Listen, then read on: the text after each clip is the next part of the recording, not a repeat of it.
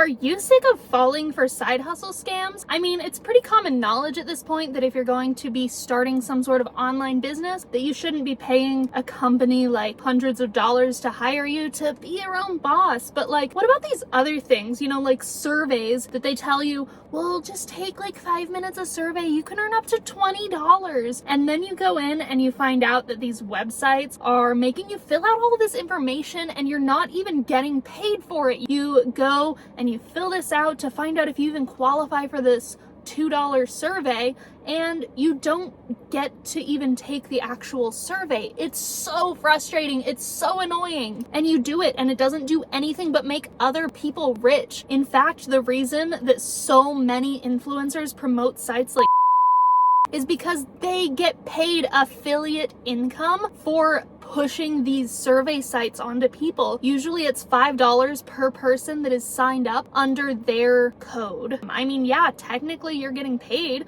but you're getting paid 25 cents for half an hour of work. Tell me how that makes sense. And don't worry, after I go through a lot of these really common ones so that you don't have to, I'm going to go through some ways for you to legitimately make some online money. Yay! Another one I've been seeing crop up a lot, especially in YouTube videos, is the get paid $400 an hour just to read books. Honestly, this one kind of grinds my gears more than any of them because of the fact that I'm an author and I know how the audiobook process works. So technically this one isn't a scam, but it is someone giving you somewhat dishonest information for clickbait. People are telling you that you can just go and all you have to do is read the book out loud and you're going to be getting paid $100 per hour. However, what you're actually doing is narrating books through ACX, which is Amazon's platform for authors and narrators to come together and get an audiobook produced. However, you're not likely to get paid $100 an hour to narrate audiobooks. You see, Amazon is extraordinarily picky over the audio quality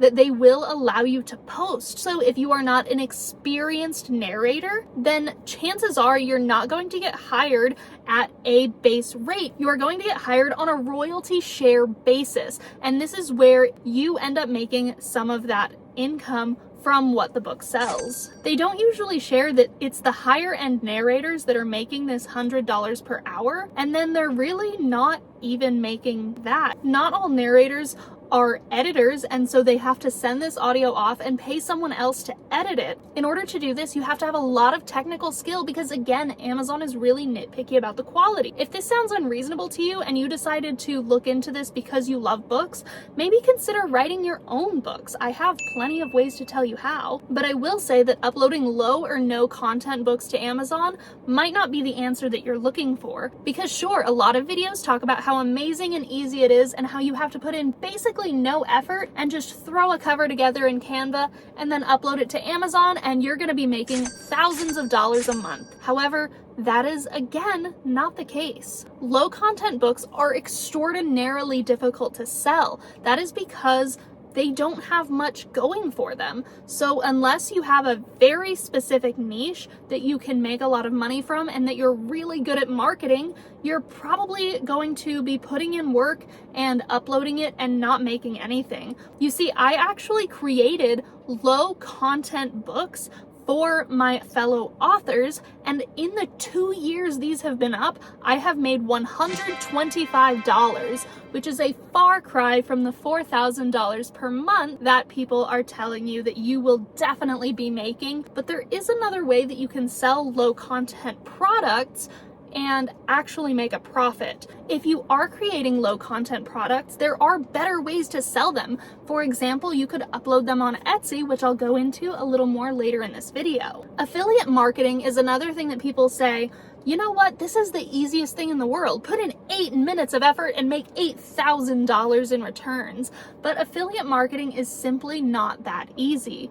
For one, a lot of the offers that you're going to be looking at are a little bit shady. If you are not picky about the affiliate programs that you're using, it can cause a lot of issues with your audience, and your audience is not going to trust you anymore. So be very picky if you try affiliate marketing, and make sure that you have a good audience and a good offer that matches that audience. Another thing that you might have considered trying is Fiverr, where you are providing some sort of service for people for a very low cost. But a big problem with Fiverr is that it is an extremely saturated market and requires, again, a lot of marketing that many YouTubers are not going to tell you about. If you look into Fiverr success stories as well, you're also going to see that a lot of the people succeeding on the platform started out working 14 to 16-hour days in order to do this. And I don't personally believe that someone who is looking to make money online has absolutely no life with their family or with friends. So if you're not willing to work 14, 16-hour days, 7 days a week in order to get this started,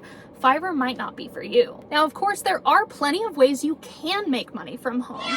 For example, I started using Rev 5 years ago, and all I was doing was transcribing audio from a video and turning it into captions, putting it with the video, and then sending it off. I was making a little bit over $1 per minute of edited audio whenever I was doing this. In fact, I still occasionally use Rev to supplement my income a little bit. If I want to save up for something, or if I want to just have a little bit of extra spending money the next week, I will just log into Rev, transcribe some stuff, get it all done, because if you have a very fast typing speed, then Rev's payment system would work really well for you. Their pay week is from Sunday through Saturday, and then by Monday you receive your pay, which I absolutely love. Like, if I have a bill coming out on Tuesday and I really need money and it's Saturday morning, I can bust out a bunch of audio, get it done, get it turned in, and get paid by Monday. I absolutely love it. I've been using it for 5 years now, and it has never failed me. Another thing that you can do is stock video. This is something that a bunch of my friends have gotten into, especially whenever I was doing that whole van life thing